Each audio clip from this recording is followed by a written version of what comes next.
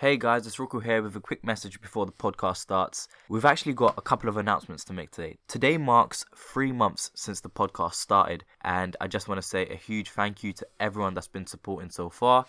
We've started a YouTube channel. It's the Groupchat podcast. Just search it. You'll find this episode, and I'll maybe upload previous episodes. But yeah, we're starting to go onto YouTube, so make sure you subscribe. But let's talk about this episode. It features Naveed, who's a humanitarian, and it's just absolutely amazing that we've got him on the podcast. I know you guys are just going to enjoy this one so much. He works for an organization called MedGlobal. I will put all of their links on Twitter everywhere in the bio. Make sure you donate. It's overwhelming, but yeah, enough said. Episode 14 of the Groupchat podcast.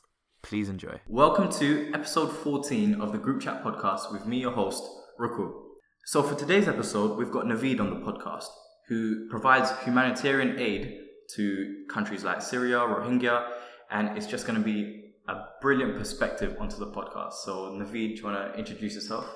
Well, hello, Ruku. It's nice to be here. It's actually a pleasure, and thank you for inviting me. And I look forward to sharing my experiences. Yeah. Before we start, I just want to say thank you to the listeners for making this possible. You know, I tweeted Naveed out, and you guys all spammed him completely. So absolutely, I never received that many messages that day, and it was nice of you to contact me. Yeah. Let's get started. What do you currently do right now? So at the moment, I work as a general practitioner. But then on the side, you go out. That's right, yeah. So since I qualified as a GP, I always said that I'm going to dedicate about 50% of my time to humanitarian work, and since then, that's how it's sort of balanced out in the end. Yeah. Great place to start is why medicine in the first place? Well, I've always, and this is a bit of a cliche, and I'm sorry about this, and you want to help people. Yeah. And there were many incidents during my childhood as well, where when I was growing up, there was people with diseases and looking, and I felt very helpless, especially when my own grandmother was very ill, and I never knew what happened to her when she passed away. So there's lots of things that sort of added up, and in the end, it just made me sort of go and apply it, and here we are. Alhamdulillah. So I know a lot of listeners want to get into that healthcare field, medicine as well. And it's always got the reputation of being really, really tough. How tough was that degree? Yes, I mean, access to medicine is extremely tough, and it's very, very competitive. And last time I checked, it's more competitive than I thought. And when I entered medical school, it was way over 10 years ago. And times have changed, and now I believe that you have to do an entrance test, for example. I think. That's right. Yeah. And you have to be a certain personality. You have to have a certain resilience to apply and be ready for setbacks. But if you're really committed, you can still do it. Yeah. And then after you've graduated, what was the path? Did you go straight into a placement at a hospital, or? So what they do is you get placed into a hospital, and I first started off at King George Hospital in East London. That was my first experience of London. Yeah. And actually living That's actually there. Quite local to me. It is. So I believe, because I'm from the north of England, where it's very quiet, and so yeah, that was my first experience. So I started off in rotations like cardiology, general surgery, and pediatrics, and then I moved to the northwest again, which is where my family is, and then I continued my experience in gynecology and accident emergency and so on. So you go through different rotations, and each one lasts about 6 months, and you have your foundation year 1 and foundation year 2, and then after foundation year 2, or F2 as we call it, you decide where you want to specialize. You can go into general medicine, surgery, pediatrics, etc. And I think at that point I wasn't really sure, but I knew I liked emergency medicine because I had already spent 6 months prior to that in emergency medicine. So I took a year out and worked just in emergency medicine. This was a non-training post. And then, so I continued that for a while, and that's something where an area I really enjoyed. Yeah. I think you said earlier you wanted to dedicate 50% of your time doing humanitarian work. How did that decision come about? So I was working in emergency medicine. Yeah. I actually started off as a trainee in emergency medicine as an ST1. The only thing that made me change my mind was the politics of it, unfortunately. I was working actually not far from here in West Bromwich as a trainee. And the politics of it, the frustrations of emergency medicine around really slowed me down. So at the same time, I was thinking of branching out in terms of exploring other interests. And around that time in 2010, that's when the floods in Pakistan happened. And that was a turning point for me, that I thought that if I carry on with hospital medicine, it's really going to restrict my travel. I need to do this as a medic. It's something that's a responsibility that's given to you. So two changes happened. One was my career direction changed because of the actual structure of the career wasn't really appealing, even though I loved emergency medicine. And the second thing happened was this natural disaster in Pakistan. So those two were my turning points, where I needed to change my career and then dedicate much more time to humanitarian work. I don't know if many people ask you this, but of course you have a family, and one day you get up and say, I want to go help out in Pakistan or in Jordan, Lebanon. What was your family's immediate reaction? Oh, I think my family think I'm depressed. It's very difficult to sell it to my family. Every time my father just shakes his head. Every time I tell him I've booked a flight, he says, "What now? Where are you going now?" So it has been difficult. I think what really changed it was, which is odd, is when my mum opened a Facebook account, and I was against it. I said, "Mum, please stay away from social media." But then she saw my pictures, and that's when she changed her mind. She said, "Actually, you know what? It's not too bad. I'm still worried about you. You need to settle down, etc." But that was my turning point. My dad still thinks that I'm crazy. I think you need to be a little bit crazy to do what you do. That's actually true. I think, as I was mentioning earlier on, the uncertainty, the adrenaline is there, and I think also my childhood experiences in terms of when I saw there was a father that really touched me, that when I was watching the images of the floods in Pakistan, and I saw a father trying to hold up his child as he was trying to cross a river, and that image has stuck with me. And in the background they were playing this anthem. It was by the poet Allama Iqbal, Lab Pe Aati Hai. It's a very famous one. I think the Pakistani listeners will know this. And that really touched me, because during my childhood I knew how it was like to be homeless. And that's when I felt paralyzed. I thought, why am I here? I should not be here. And the next morning I called my friend. He works, he's a cardiology registrar now, and I said to him, "Look, we need to do something. We can't just sit here." And the rest is history from there. We booked our flights, we joined an organization, and we were off. What was the first project that you went to? So the first project was in northwest Pakistan. We worked in primary care clinics. Although you call them primary care, but sometimes you get these acute cases. We had a mini, I wouldn't call it a hospital. It was a room with 6 beds, and you can have IV fluids, antibiotics, and so on. So it was a primary care, and that was our first project. There was 2 primary care centres where me and a few doctors worked. And there was actually a Syrian doctor from Scotland who was with us, and a Pakistani doctor from London. There was apprehension because I'd never visited that part of Pakistan before. There was scare stories that, look, you're going towards Afghanistan, you could get abducted, and they even sent us a manual what to do if you're held hostage. And that was the night before I was about to fly out. So yes, it was quite nerving, but in the end, alhamdulillah, it turned out very rewarding. What I've seen is, like foreigners, they come in and they help people, and there's a bit of a resistance. Is that true?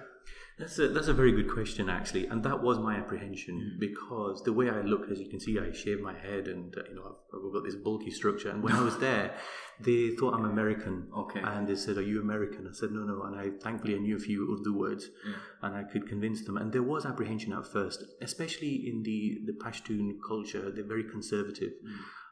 They wear, a lot of them wear the burqas, they cover, and the men are quite stern, but the hospitality and their love for people is just amazing. You just have to break through that first barrier, and they were very welcoming. Even, for example, when I had to examine the female patient, I used to panic because there was no female doctor, and I would hint through my translator that I need to examine, and they would immediately say, "Of course, it's not a problem."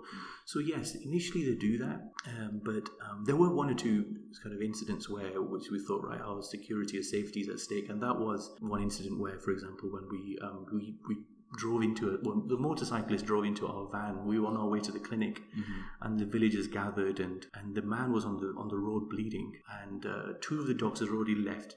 They said, "Look, we're going to take him to hospital." And it was just myself left and the driver. And the villagers said, look, you need to leave because the relatives are on their way and your life is at risk. So that was something that I thought, maybe I shouldn't be here. I need to be back in England. But overall, it was a very rewarding experience, yeah. What is the most rewarding thing about doing humanitarian work? Gosh, there's many. I mean, one of the most rewarding things is the immediate effect is that you have on the patients when they thank you. Sometimes you don't know what they're saying. They have their hands raised in the air and they're praying, and that's really rewarding for me. And I always picture my own family sometimes when I see the patients, that this could be my mother, this could be my daughter. Yeah. So from that point of view, it's definitely rewarding when you see a change. Like if an elderly man comes in struggling to breathe, and he leaves breathing comfortably and so on, and you think, alhamdulillah, that helped. You know what is crazy, subhanAllah, it's like I'm actually getting emotional thinking about it, but you're the answer to people's prayers.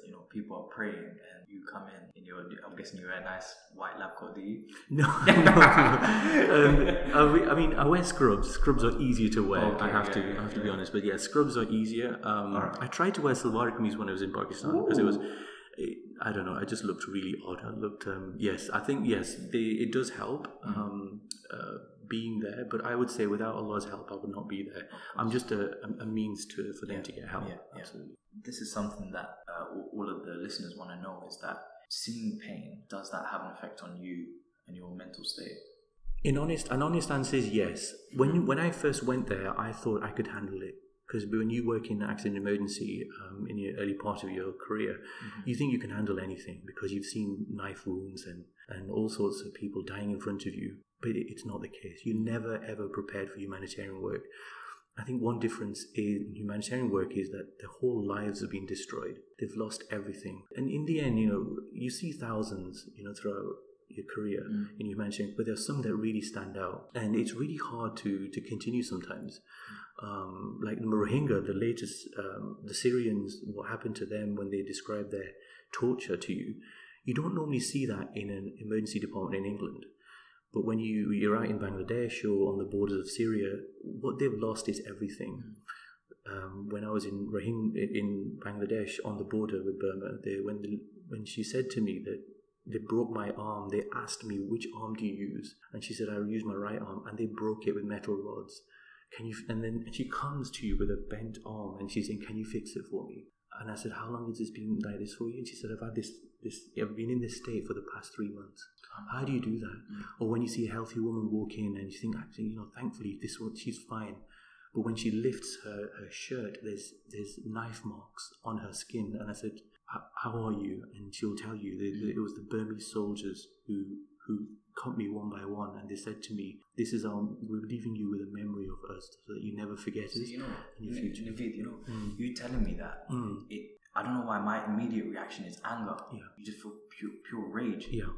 I'm sure being there, seeing that, how do you swallow that and just focus on helping them? One thing we learn over time is that we cannot break down in front of them. When they see you, they need to see stability. When we go back to our hotels or when we drive back to our hotels, it's very quiet and it's emotional. But while we're there, it's very difficult to hold back your emotions, but you have to do it. Sometimes what I've done is if it's got too overwhelming, I've stopped the clinic. I tell my translator and my assistant, look, let's stop, let's take a break, because it's very difficult to continue sometimes. So it's not easy.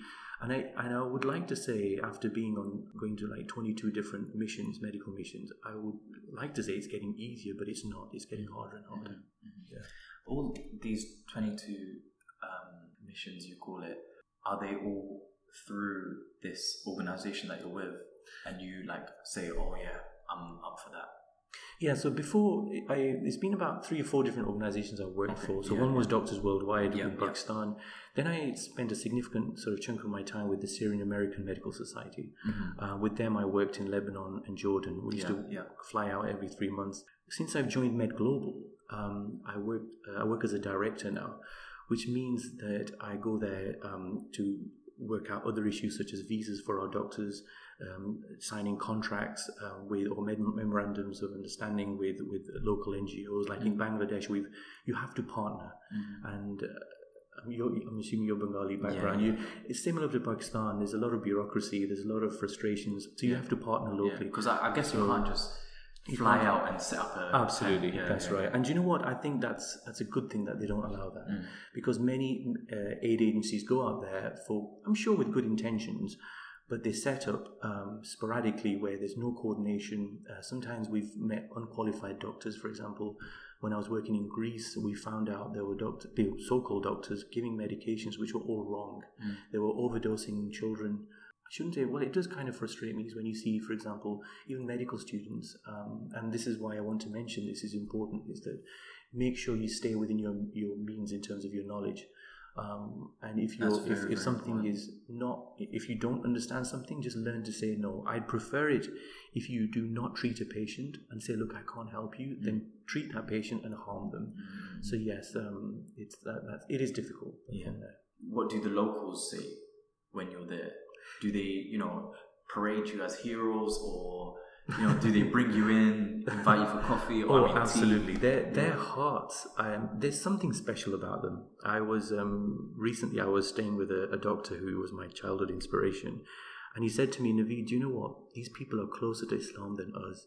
They are so welcoming. They'll invite you to their house, back into their little tent, where you have to literally crawl into their tents. You can't stand up straight. And they'll make everything for you. Or if you're in a Syrian tent on the Greek-Macedonian border, they will invite you straight away inside. You take your shoes off and they are so happy to see you. They're always welcoming. I have never had an incident where we've not felt welcome. And they always say to us, please don't forget us, please come back. Or when will you come back? And that's really heartwarming, I have to say. It must hurt when you're leaving, right? It does, it does. And I try, the hardest part is making eye contact with them. When they say to you, you're like a son to me, please come back. And they break down in tears. And one man said, look, you're a traveler, pray for me. And I said, your prayer is stronger. The amount of suffering you've seen, it's much worse. Please, you pray for me. And he said, no, we're both travelers. I've been forced to leave my home, and you traveled all that way to come here. Both of our prayers are equal, so let's pray for each other. And there's these moments like this where you really want to come back. And as soon as I land back in England, I'm already looking at the next time I'm going to go back. Have you ever revisited a place that you worked before? Always. I always make a vow that I have to go back, because to look at continuity, it's for myself, see how much progress we've made. Do you see progress? Because like you said before, as time moves on, situations just keep getting worse and worse. Yes, a good point. I see progress in terms of the clinical systems we've set up. For example, we're becoming more and more advanced with the medications and the treatments that we can offer. But we don't see progress in the refugees themselves. When you see young children, when you held as a baby, and this same baby is now a 5-year-old running around, you see no progress. That's a lost generation. So when you look at them, there is despair. And you think, you want to know, you give them hope, and you tell them, look, hopefully next time we meet, we'll meet inside Syria. Or next time we meet, we'll meet in your own home. But every time there's that look of resignation. Do you try to make sure that you don't speak in a political sense? I try not to. In fact, I never do. The politics comes afterwards. I mean, before all these conflicts started in the Middle East and Burma, I was not political at all. I really did not understand what was going on. But when the patients come in and tell you the same consistent story and the same group of people who've done it to you, that's what drives your activism. You think, why is this happening? What do I need to highlight this? And there's this dilemma that you have inside you. I'm a humanitarian, I need to stay neutral. But if I don't speak for them, become their voice, am I complicit? It's very difficult to balance the two. Have you ever been in a situation where conflict has happened at one of your health centres? That's our health centre is not really happened. I think we've had issues, for example, in Greece. When I was working in Greece, we set the clinics up. And I was back in England, actually, and we got an urgent call at 3 a.m. and saying, look, the Greek police are out here. They're going to deport the doctors. And they're going to... We do confront these situations. And thankfully, we've never had any injuries or lost a life or anything like that. And I wouldn't want to discourage any other humanitarians because part of my job as a director now is to do risk assessments as well, to make sure it minimizes that and we have security. So thankfully we haven't.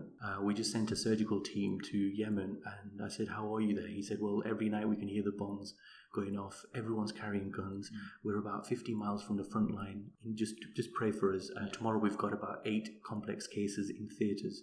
Just make sure you pray that we continue. We manage to fulfill that. So what are the like key qualities you notice in humanitarian aid workers, doctors that are willing to just put themselves in a compromising situation just to save the lives of others? If you look at the overall, if I look at a typical humanitarian, they are willing to take slight risks. There's uncertainty is part of their life. Because no matter how much you describe the camps to them, you have to have a level of faith, and they're willing to take that leap of faith. You have to be flexible, very flexible. If the army's decided that you will not visit that camp, you will not visit. You cannot stop that. You have to follow the rules.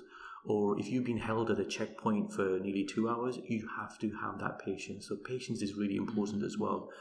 And also you have to understand your limitations as a doctor. For example, if you are a gynecologist, and we will not expect you to deal with anything else, even though the patients will come to you, and if you've got the knowledge, we say use that knowledge, but if you don't understand, you have to learn your limitations. And that's one beauty I've noticed with humanitarians, actually good humanitarians, who actually know their limits. I think in London, if you see a gynecologist, you know not to go to him, but in these countries, they'll just see a doctor, and you're a doctor of everything. So absolutely, the title doctor is savior of everything. Exactly. Yes, and then we don't tell the refugees, look, I'm not qualified to do this, and so on, because time is very limited and it's very chaotic and so on. What you sometimes do is, if you've got a team, when I went in October, I had a team of 10 doctors. I had gynecologists, pediatricians with me. I had so on. So what you do is you refer them to the other doctor within your team, and that's the advantage. That's why I like taking big teams with me.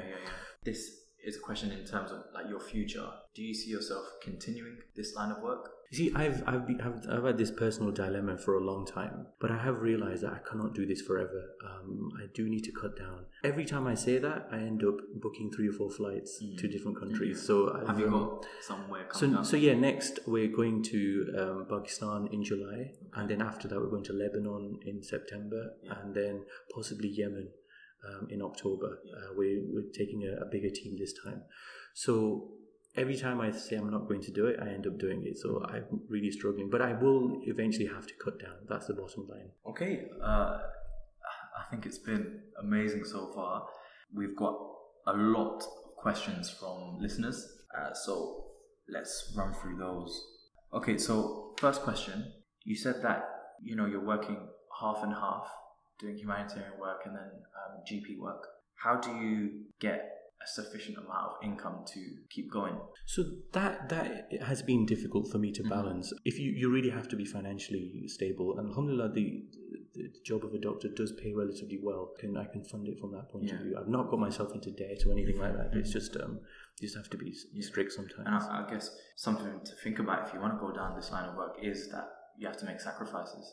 You do. And I always say to anybody who's interested in this work is that you look at your family life, your personal situation. If you're married, if you've got children, your commitment will be different. You will never be judged, and you should not judge yourself. If you're single, if you've got time, your commitment is going to be different. I would say never compare yourself with someone. Recently, when I returned, one of our doctors is a very influential GP in the Northwest. Again, a very excellent doctor in terms of his knowledge. He said to me, I want to do this twice a year. And absolutely fine. There's no limit in terms of how much you can do, but I always say prioritize your family. Never neglect them. Your children need you, your family, your parents need you. Prioritize them and then spend some time abroad. When you go out on these missions, how long do they normally last? Couple of weeks or usually a week to 2 weeks, depending how much time I've taken off. But that means when you get there, you work straight away. Last time when I went, it was a 22-hour flight, No journey. jet lag. You get off in Cox's Bazar, your driver's waiting for you, and you head straight for the camps, which is an hour and a half drive, and you start working. Bangladesh air is different, isn't it? It is. The humidity is very good. Oh, it hits you straight away. It's a good cleanser, I have to say. You go to the nice bits, that's right. It's actually, the Cox's Bazar is actually a honeymoon resort. Yeah. Before all this crisis, it's the longest beach in the world. It's beautiful. Yeah. It's untouched. It's smooth. There's no pebbles. It's beautiful. If anyone gets the chance, any humanitarians get the chance, if you want to sort of relax a little bit because it's stressful, head for the beach. Yeah. It just really relaxes. We've got a lot of Bengali listeners, so they're feeling some pride. Absolutely, right now. absolutely. By the way, I have to say, my love for Bengali people has gone into the stratosphere, as they say. They are very welcoming, very very nice, and I thought I'm a Pakistani. Maybe there's going to be some issues, and they are just amazing. In fact, they treat me better than my own Pakistanis sometimes. I've noticed that every time I go to Bangladesh, especially in the village areas, they are so welcoming. Even though they have, you look at it, they have nothing, but they're willing to share everything. Very good point, and that's something that we were having this discussion that we sometimes forget that there's poverty in Bangladesh too, just like in Pakistan, and we head for the Rohingya refugee camps, but we never forget that. So we have done a couple of clinics just for Bengali patients in Cox's Bazar, just to make sure that they don't feel that we're not helping them too, because it's all where there's need, you should be there. Most memorable patient and why? I'm sure you have many, but you can pick one. I think my most memorable patient was when I was in Greece, and our hotel was right in front of the Mediterranean Sea where the refugees were coming across. And what used to happen is that you used to be on alert. So when the boat's arriving, you get a call, and you have to. That could be any time, at 4 a.m. or 11 at night, and so on.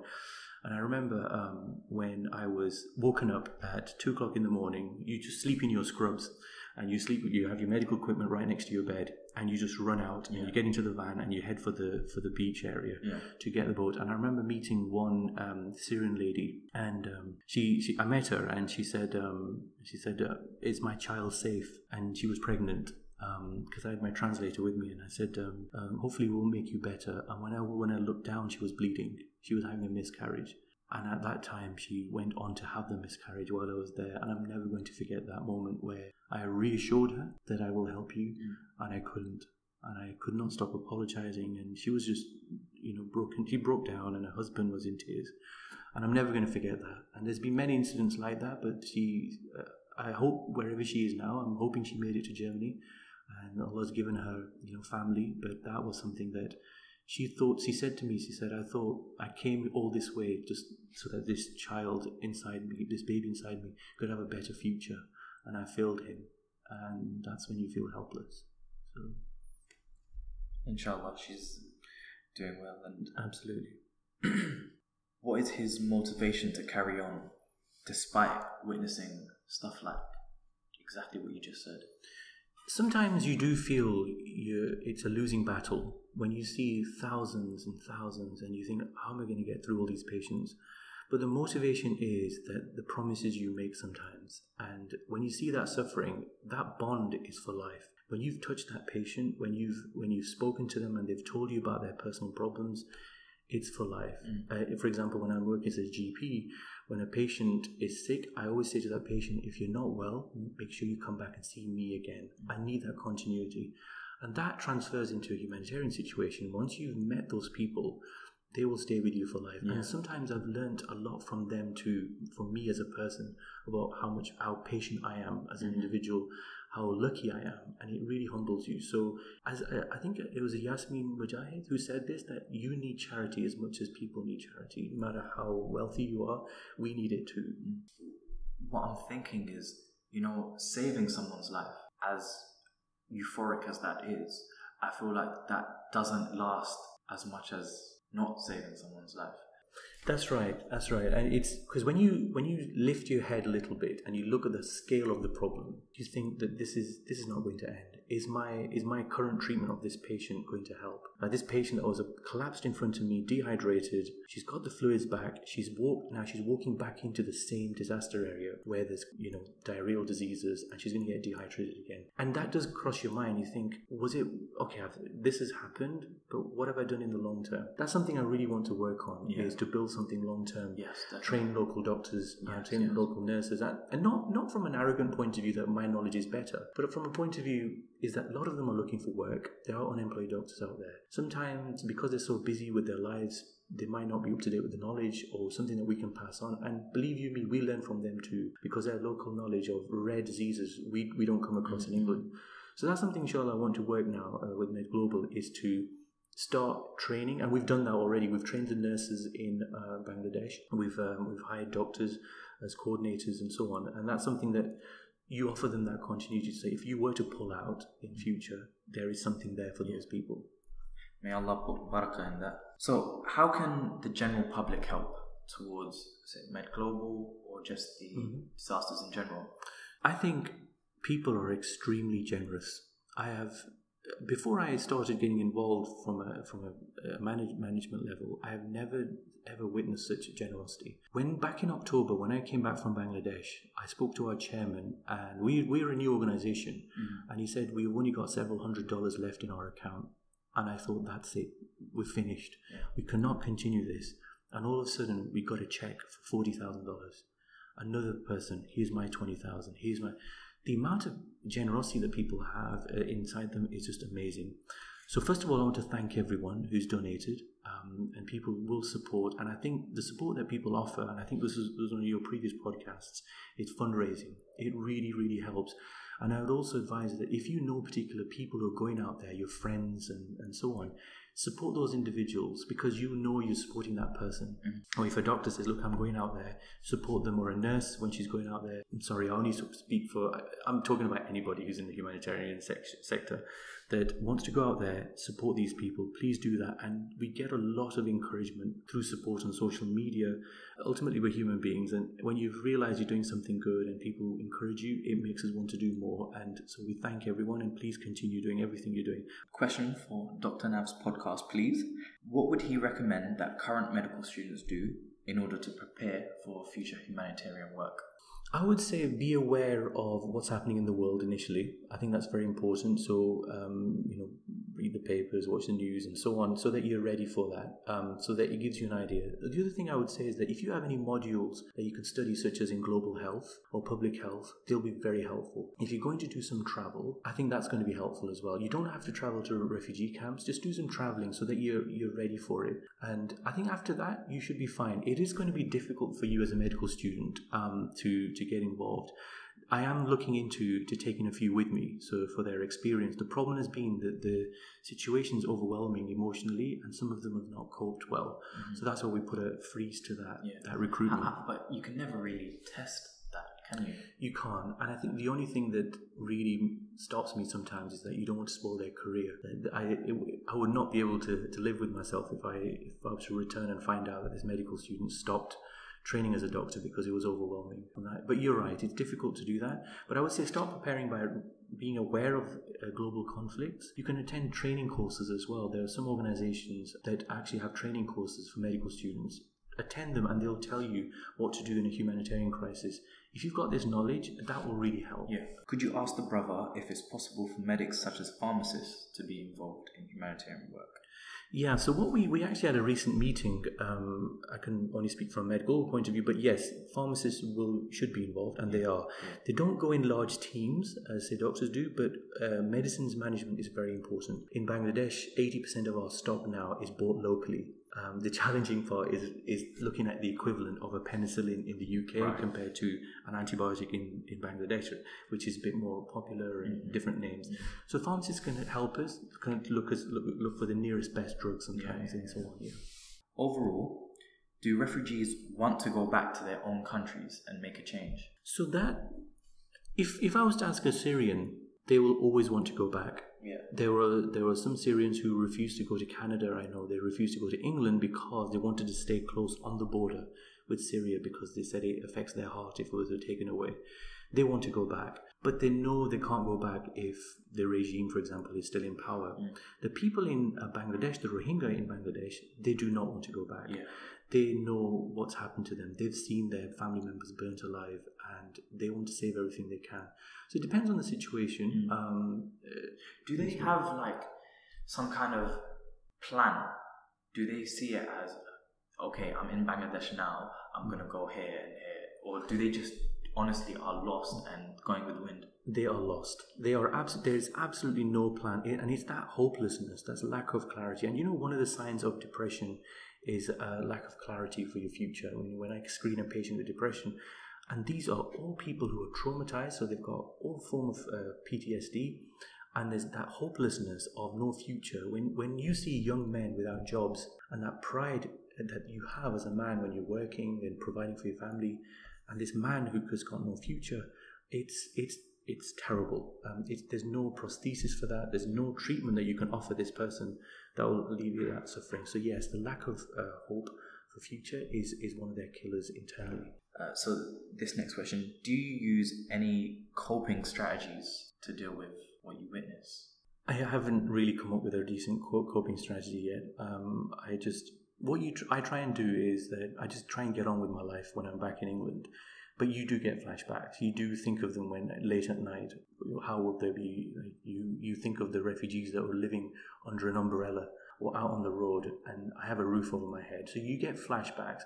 Even, for example, when I'm praying, you see images of children coming in front of you. And it's difficult to process that sometimes, but I think the easiest way to do it for me is just to continue with life and just accept it. These will be part of your life. Sounds so difficult. You say it so composed, and yeah, this happens, but you just gotta get on with it. But honestly, you're a better man than most. This is more specific to graduate, is tips to get into postgraduate medicine in the UK. Yeah, I mean, you can, it's still possible. They still accept it. It's much more competitive. The places are limited, but yeah, you see, in America, you have to be a graduate to enter medicine, and absolutely, there shouldn't be any problems with that. Tips are just the same as any person applying, really. Yeah. They should not. They won't differentiate you between somebody else. So yeah, just apply as normal. Yeah. Next question. Mm-hmm.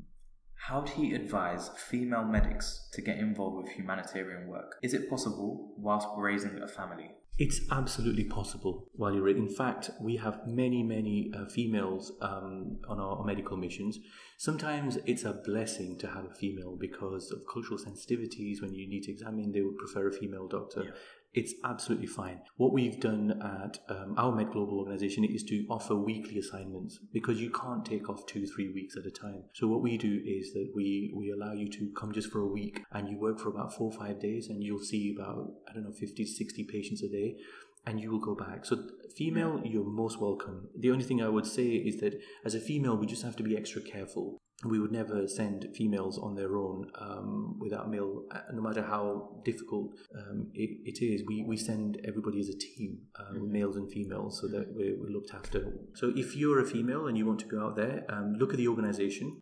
Always ask about the composition of your team, of the ratios and what specialties there's, what the security situation is. If you do your research, there's no problem at all. And if you've got children, again, a bit of a bias here, I think you'll be an excellent doctor because when you see those about 50 to 60% children coming into your clinic, there's an extra passion that you have to help them. Yeah. So yes, you're most welcome.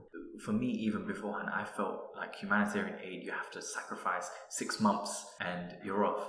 But how you've said it, it's very manageable, like a week here, 2 weeks here.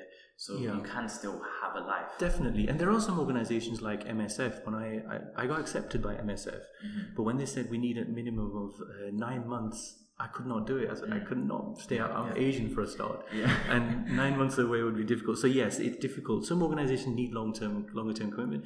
But with our organization, you can, even with others, you can go out for a week if you like and then come back. Because we know as medics, it's difficult to take time off. And you need a supportive partner, I have to say, to look after the children. Might as well end on a light-hearted question, unrelated to medicine, but I'd like to know what Naveed's hobbies are. So what are your hobbies, Naveed? What do you do other than saving lives? And well, I used to have a lot of hobbies. I used to love sports. I remember I used to love table tennis and cricket. Oh gosh, I was crazy about cricket. Yeah. Passionate Pakistan supporter and so on. It's all that's taken away from me now, unfortunately. I mean, I do, when my friend calls me, he says, do you want to come to the sauna or do you want to come to the gym and so on? And I do it as a cameo appearance. So just to let people know, look, I am looking after my body too. Yeah. But it has fallen on the wayside and I need to pick that up, definitely. I actually have a question because it might be considered a hobby, social media, and obviously you are quite an avid user.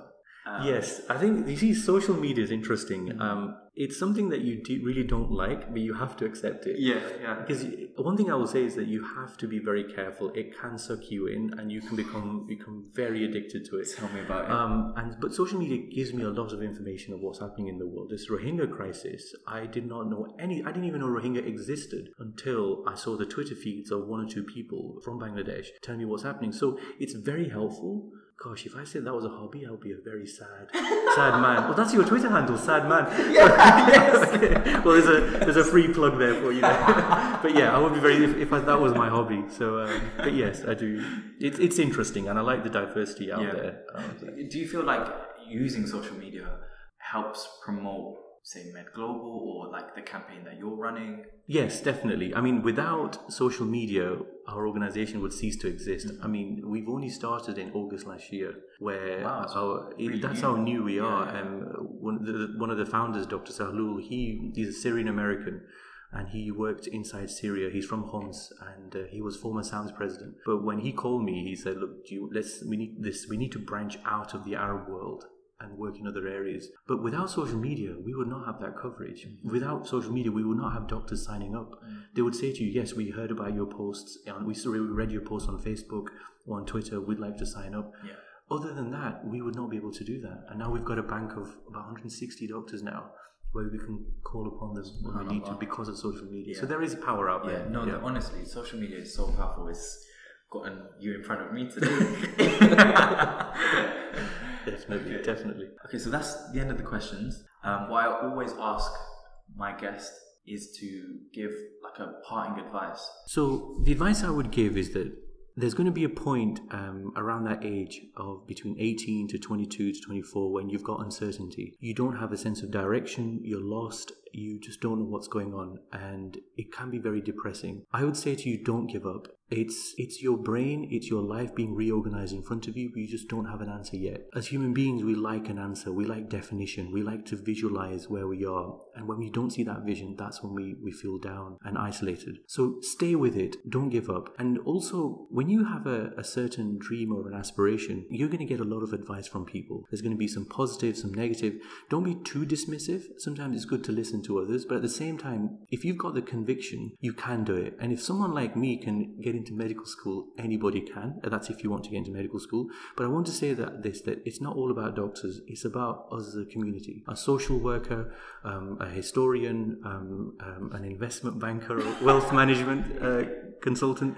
Everybody is important. Everybody has a part to play. So that's one thing I will say to you, is that if you're feeling lost, don't give up. Keep going. And also, one last thing I'll say. Do not give up on your friends and families. Your family is very important. Now, your family is not necessarily going to give you the answer, but you need a stable base to come home to and people to talk to, because do not isolate yourself. It's when we isolate ourselves from the world, from society, that's when we go into a downward spiral. So stay very close to your family, stay close to your friends, and then the answers will start to come naturally. Believe me, it doesn't sound, I can see the mismatch here, but trust me, have a sound base, a firm base for your mental security, and then watch what happens. Thank you so much, Naveed. So that's the end of episode 14. Thank you so much for listening. Thank you, Naveed, for being here. And as always, you know what to do. Oh, actually, do you want to do some social media shout out? Where can they find you? Where can they find MedGlobal? Oh yeah, sure. Yeah. Okay. So yes, well, thank you for the opportunity of being here. I'm truly honoured. I'm going to say this, and I don't want to embarrass you, but I just love your enthusiasm. I've had contacts before about doing interviews and so on, but there's something about you, and you've got a great future ahead of you. May Allah bless you in every sense. And I think for us, do continue supporting us. I mean, I've started with MedGlobal. Our web address is www.medglobal.org. We're a new organization. We're run by doctors and nurses.